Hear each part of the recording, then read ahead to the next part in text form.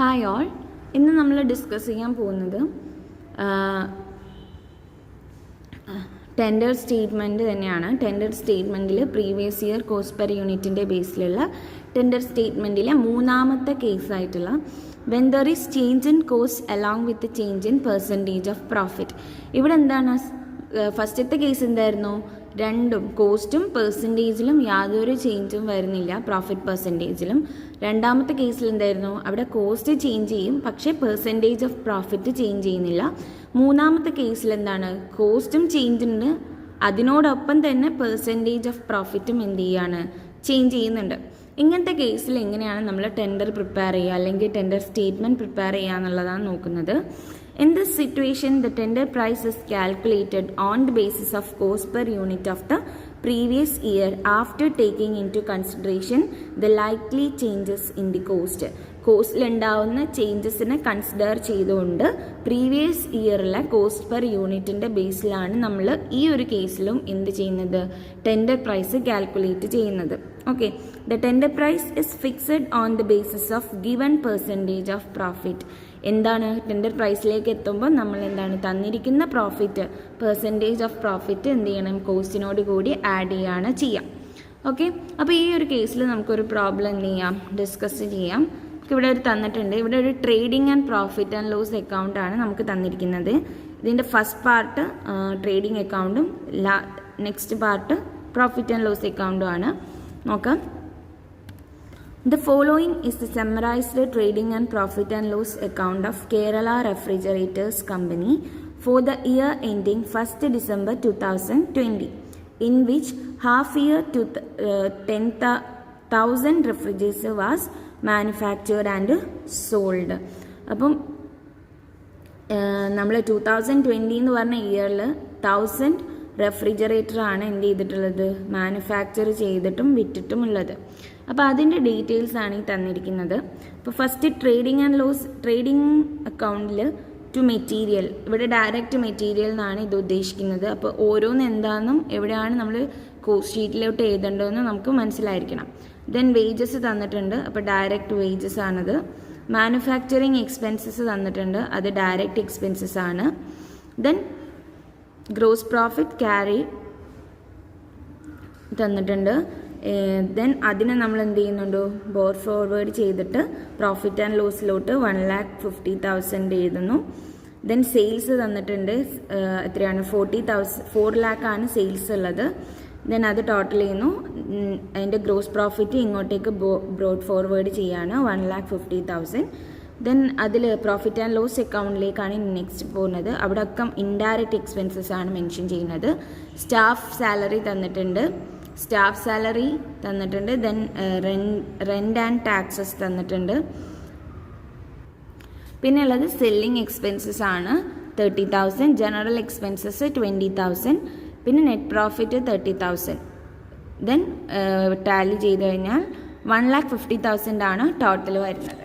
പിന്നെ അതുമായി ബന്ധപ്പെട്ടുള്ള കുറച്ച് അഡീഷണൽ ഇൻഫർമേഷൻസ് തന്നിട്ടുണ്ട്. First one, for the year 2021 it is estimated that, അതായത് 2021 അവർ എസ്റ്റിമേറ്റ് ചെയ്യുന്ന കാര്യങ്ങളാണ്. ഒന്നാമത്തേത് പറഞ്ഞിരുന്നത് the output and sales will be 1,200 refrigerator. 2020 അവർ 1000 റെഫ്രിജറേറ്റേഴ്സ് ആണ് മാനുഫാക്ചർ ചെയ്ത് വിറ്റിട്ടുള്ളത്. 2021 അവർ ഉദ്ദേശിക്കുന്നത് 1,200 ആണ്. Okay, the price of raw material will be increased by 20%. Raw material എത്ര പെർസെൻറ്റേജ് ഇൻക്രീസ് ചെയ്തു? 20% ഇൻക്രീസ് ചെയ്തു on the previous level. Previous ലെവലിനേക്കാളും 20% ഇൻക്രീസ് ചെയ്തിട്ടുണ്ട്. ദെൻ റേറ്റ് ഓഫ് വേജ്, അതായത് ഡയറക്റ്റ് വേജ് ഇൻക്രീസ് ചെയ്തത് എത്രയാണ്? 5% ആണ്. Selling expense per unit remain constant. Selling expense എന്താണ്? പെർ യൂണിറ്റ് കോൺസ്റ്റൻ്റ് ആയിട്ടാണ് വെച്ചിരിക്കുന്നത്.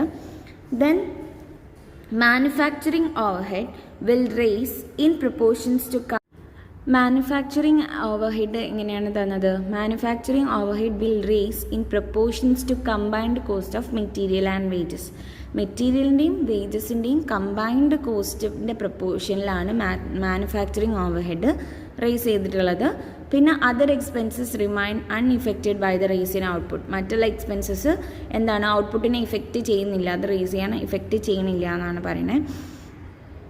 ദെൻ എന്താണ് ചെയ്യാൻ പറഞ്ഞത്? You are required to prepare an estimated cost sheet for the year 2021. Cost sheet 2021 estimated cost sheet prepare ചെയ്യാനാണ് പറഞ്ഞിരിക്കുന്നത്. Showing the price at which the refrigerator should be sold keeping a net profit of 10% on the selling price. ഇവിടെ profit നമ്മൾ calculate ചെയ്യേണ്ടത് selling പ്രൈസിൻ്റെ മുകളിലാണ്. അപ്പോൾ selling പ്രൈസിൻ്റെ മുകളിൽ calculate ചെയ്യുമ്പോൾ നമ്മൾ അതിനെന്ത് ചെയ്യണം? കോസ്റ്റിലോട്ട് കൺവേർട്ട് ചെയ്യണം. ഓക്കെ, നമുക്കിതിൻ്റെ സൊല്യൂഷൻ എങ്ങനെയാണെന്ന് നോക്കാം. ആദ്യം നമ്മൾ 2020 കോസ്റ്റ് ഷീറ്റാണ് പ്രിപ്പയർ ചെയ്യുന്നത്. അപ്പോൾ പെർ യൂണിറ്റ് കോസ്റ്റിൻ്റെ ഒരു കോളവും ടോട്ടലിൻ്റെ ഒരു കോളവും. അപ്പോൾ ട്രേഡിംഗ് അക്കൗണ്ടിൽ നിന്ന് നമ്മൾ മെറ്റീരിയൽ എടുത്തതാണ് 80,000, ദെൻ ലേബർ 1,20,000 ആഡ് ചെയ്ത് കഴിഞ്ഞാൽ പ്രൈം കോസ്റ്റ് കിട്ടും. പ്രൈം കോസ്റ്റിനോട് കൂടി മാനുഫാക്ചറിങ് ഓവർ ഹെഡ് ആയിട്ടുള്ള 50,000 നമുക്ക് തന്നിട്ടുണ്ട്. Manufacturing over head, manufacturing expense എന്ന് പറഞ്ഞാൽ അത് ഡയറക്റ്റ് എക്സ്പെൻസ് അല്ല. മാനുഫാക്ചറിങ് ഓവർ ഹെഡ് എത്രയാണ് തന്നത്? അതായത് ഫാക്ടറി ഓവർ ഹെഡാണ് തന്നിട്ടുള്ളത്. അത് 50,000 തന്നിട്ടുണ്ട്. ദെൻ അത് നമ്മൾ പ്രൈം കോസ്റ്റിനോട് കൂടി ആഡ് ചെയ്ത് കഴിഞ്ഞാൽ നമുക്ക് ഫാക്ടറി കോസ്റ്റ് അല്ലെങ്കിൽ വർക്ക് കോസ്റ്റ് കിട്ടും. ഫാക്ടറി കോസ്റ്റ് 2,50,000 ആണ്. Then office over head. ഈ ഓഫീസ് ഓവർ ഹെഡ് എന്ന് പറയുന്നത് എന്തൊക്കെ ചേർന്നതാണ്? ഓഫീസ് ഓവർ ഹെഡ് എന്ന് പറയുന്നത് മൊത്തം, അതായത് സ്റ്റാഫിൻ്റെ സാലറി അത് ഓഫീസ് ഓവർ ഹെഡിൽ വരും. അത് 60,000 പ്ലസ് റെൻ്റ് ആൻഡ് ടാക്സ്. നമ്മൾ ക്വസ്റ്റ്യനിൽ തന്നിട്ടുള്ള പ്രോഫിറ്റ് ആൻഡ് ലോസ് അക്കൗണ്ടിൻ്റെ തന്നിട്ടുള്ള staff salary plus rent and tax plus general expenses, ഇതെല്ലാം കൂടി ചേർന്ന് ഇതാണ് എന്ത്? ഓഫീസ് ഓവർ ഹെഡ് എന്ന് പറയുന്നത്. അപ്പം 60,000 പ്ലസ് 10,000 പ്ലസ് എത്രയാണ്? 20,000, മൊത്തം 90,000 ആയിരിക്കും നമ്മുടെ ഓഫീസ് ഓവർ ഹെഡ് വരാം. ഓക്കെ, അപ്പോൾ എങ്ങനെയാണ് ഓഫീസ് ഓവർ ഹെഡ് കിട്ടിയിട്ടുള്ളത്? 60,000 പ്ലസ് 10,000 പ്ലസ് 20,000. ഓക്കെ, അപ്പോൾ 70,000 പ്ലസ് 20,000 എത്രയാണ്? 90,000 ആണ് ഓഫീസ് ഓവർ ഹെഡ് വരുന്നത്. നിങ്ങൾക്ക് വേണമെങ്കിൽ ഓഫീസ് ഓവർ ഹെഡ് എന്ന് പറഞ്ഞ ഒരു ഹെഡിങ്ങിൻ്റെ അണ്ടറിൽ ഈ ഐറ്റംസ് എല്ലാം കൂടി നോട്ട് ചെയ്തിട്ട് ഇന്ന കോളത്തിൽ എമൗണ്ട് എഴുതിയിട്ട് ടോട്ടൽ എഴുതിയിട്ട് 90,000 എന്ന് എഴുതാം. ഓക്കെ, അപ്പോൾ ഈ ഓഫീസ് ഓവർ ഹെഡ് ഫാക്ടറി കോസ്റ്റിനോട് കൂടി ആഡ് ചെയ്ത് കഴിഞ്ഞാൽ നമുക്ക് കിട്ടുന്നതാണ് കോസ്റ്റ് ഓഫ് പ്രൊഡക്ഷൻ. 3,40,000 ആണ് കോസ്റ്റ് ഓഫ് പ്രൊഡക്ഷൻ തന്നിട്ടുള്ളത്. ദെൻ സെല്ലിംഗ് എക്സ്പെൻസസ് ക്വസ്റ്റ്യനിൽ തന്നിട്ടുള്ളത് 30,000 ആണ്. 30,000 ആണ് സെല്ലിംഗ് എക്സ്പെൻസസ്. അത് ആഡ് ചെയ്ത് കഴിഞ്ഞാൽ cost of sales. Selling expense എന്ന് പറയുന്നത് അവിടെ സെല്ലിംഗ് ഓവർ ഹെഡ് ആണ്. ഓക്കെ, അപ്പം ഇത് ആഡ് ചെയ്ത് കഴിഞ്ഞാൽ 3,70,000 ആണ് കോസ്റ്റ് ഓഫ് സെയിൽ വരുന്നത്. ദെൻ നമുക്ക് ഇതിനോട് കൂടി പ്രോഫിറ്റ് ആഡ് ചെയ്യണം. പക്ഷേ കോസ്റ്റിൽ പ്രോഫിറ്റ് തന്നിട്ടില്ല, പക്ഷേ സെയിൽസ് തന്നിട്ടുണ്ട്. സെയിൽസ് എത്രയാണ്? 4 lakh ആണ് സെയിൽസ് തന്നിട്ടുള്ളത്. അപ്പോൾ പ്രോഫിറ്റ് എങ്ങനെ കണ്ടുപിടിക്കും? പ്രോഫിറ്റ് എന്ത് ചെയ്യുക? സെയിൽസ് നിന്നും കോസ്റ്റ് ഓഫ് സെയിൽസ് മൈനസ് ചെയ്ത് കഴിഞ്ഞാൽ sales minus cost of sales എത്രയാണ്? 4 lakh മൈനസ് 3,70,000 ചെയ്ത് കഴിഞ്ഞാൽ നമുക്ക് എത്ര കിട്ടും? പ്രോഫിറ്റ് 30,000. ഓക്കെ, ഇനി ഇത് നമ്മൾ ടോട്ടലാണ്, മൊത്തം 1000 യൂണിറ്റ്സിൻ്റെ ആണ് നമ്മളിത് കണ്ടുപിടിച്ചത്. ഓക്കെ, ഇനി ഒരു യൂണിറ്റിൻ്റെത് കണ്ടുപിടിക്കണം. അപ്പോൾ ഒരു യൂണിറ്റിൻ്റെത് കണ്ടുപിടിക്കുമ്പോൾ നമ്മൾ മെറ്റീരിയലിൽ നിന്ന് സ്റ്റാർട്ട് ചെയ്യുന്നു. മെറ്റീരിയലിൻ്റെ പെർ യൂണിറ്റ് കോസ്റ്റ് കാണാം. എത്രയാണ്? 80 എന്ന് പറയുന്നത് എന്താണ്? മൊത്തം നമുക്ക് 1000 ആണുള്ളത് അല്ലേ? 1000 യൂണിറ്റ് ആണ് പ്രൊഡ്യൂസ് ചെയ്തത് 2020. അപ്പം 80,000 ഡിവൈഡ് ബൈ 1000 എത്ര വരും? 80. അതേപോലെ ഓരോന്നിൻ്റെയും പെർ യൂണിറ്റ് കോസ്റ്റ് കാണാം. ലേബറിൻ്റെത് 1,20,000 ഡിവൈഡ് ബൈ 1000 120. ആഡ് ചെയ്ത് കഴിഞ്ഞാൽ പ്രൈം കോസ്റ്റ് പെർ യൂണിറ്റ് കിട്ടും. എത്ര? 200 കിട്ടി. Then manufacturing overhead 50,000 divide by 50. 50,000 divide by 1000 ചെയ്ത് കഴിഞ്ഞാൽ 50 ആഡ് ചെയ്ത് കഴിഞ്ഞാൽ ഫാക്ടറി കോസ്റ്റ് പെർ യൂണിറ്റ് 250 കിട്ടും. ദെൻ ഓഫീസ് ഓവർ ഹെഡ് ആയിട്ടുള്ള 90,000 അത് ഡിവൈഡ് ബൈ 1000 ചെയ്ത് കഴിഞ്ഞാൽ 90. അതാണ് office over head per unit 90. അത് എന്ത് ചെയ്യാണ്? ഫാക്ടറി കോസ്റ്റ് പെർ യൂണിറ്റിനോട് കൂടി ആഡ് ചെയ്യുക 340. Then selling expense per unit 30. അത് കോസ്റ്റ് ഓഫ് പ്രൊഡക്ഷൻ പെർ യൂണിറ്റിനോട് കൂടി ആഡ് ചെയ്ത് കഴിഞ്ഞാൽ cost of sales 370. Profit per unit എന്ന് പറയും, ഒരു യൂണിറ്റിൽ നിന്ന് കിട്ടുന്ന പ്രോഫിറ്റ് 30 ആണ്. 30 കോസ്റ്റ് ഓഫ് സെയിൽസിനോട് കൂടി ആഡ് ചെയ്ത് കഴിഞ്ഞാൽ 400. അതായത് സെയിൽസ് പ്രൈസ് എന്ന് പറയുന്നത് അതിൻ്റെ സെയിൽ ചെയ്യുന്ന പ്രൈസ് എത്രയാണ്? 400 ആണ് ഒരു യൂണിറ്റിന് വരുന്നത്. ഓക്കെ, ഇത് വെച്ചുകൊണ്ട് നമ്മളോട് പ്രിപ്പയർ ചെയ്യാൻ പറഞ്ഞിരിക്കുന്നത് എന്താണ്? എസ്റ്റിമേറ്റഡ് കോസ്റ്റ് ഷീറ്റ് 2021 ഒരു എസ്റ്റിമേറ്റഡ് കോസ്റ്റ് ഷീറ്റ് പ്രിപ്പയർ ചെയ്യാനാണ് പറഞ്ഞിരിക്കുന്നത്. അപ്പോൾ എസ്റ്റിമേറ്റഡ് കോസ്റ്റ് ഷീറ്റ് പ്രിപ്പയർ ചെയ്യാണ്. ആദ്യം മെറ്റീരിയൽ നമ്മുടെ പഴയ ഇത് പ്രകാരം നമുക്ക് തന്നിട്ടുള്ള യൂണിറ്റ് എന്ന് പറയുന്നത് എത്രയാണ്? 80 ആണ്. അപ്പോൾ ക്വസ്റ്റ്യനിൽ പറഞ്ഞിട്ടുണ്ട് 20% ഇൻക്രീസ് ചെയ്യുന്നുണ്ട് എന്ന് പറഞ്ഞിട്ടുണ്ട്. അപ്പോൾ 20%, 80യുടെ 20% കാണുക. ദെൻ അത് നമ്മൾ 18നോട് എന്ത് ചെയ്യുക? ആഡ് ചെയ്യുക. അപ്പോൾ എത്ര കിട്ടും? 96.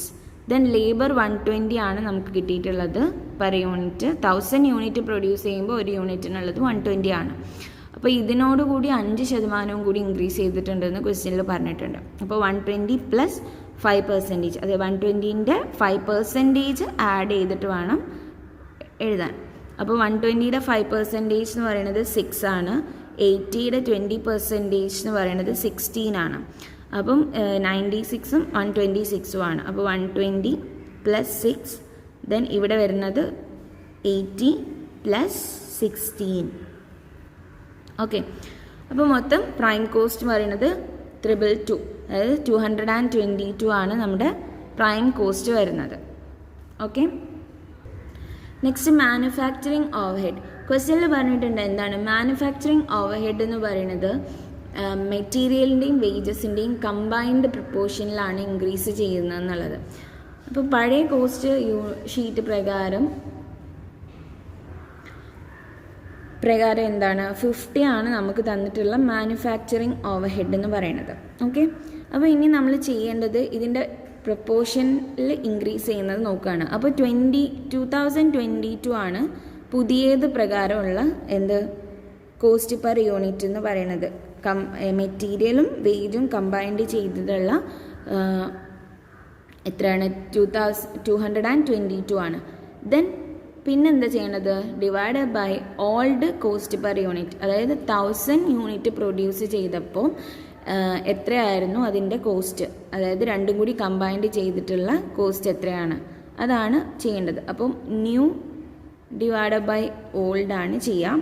അപ്പോൾ 222 ഡിവൈഡഡ് ബൈ 200 ഇൻറ്റു 50 ചെയ്ത് കഴിഞ്ഞാൽ നമുക്ക് ആ പെർസെൻറ്റേജ് ആണ് നമ്മൾ മാനുഫാക്ചറിങ് ഓവർഹെഡിനോട് ആഡ് ചെയ്യുക. അപ്പോൾ 55.50 എന്ന് വരും. അത് ആഡ് ചെയ്ത് കഴിഞ്ഞാൽ നമുക്ക് കിട്ടുന്നത് ഫാക്ടറി കോസ്റ്റ് ആണ് പെർ യൂണിറ്റ്.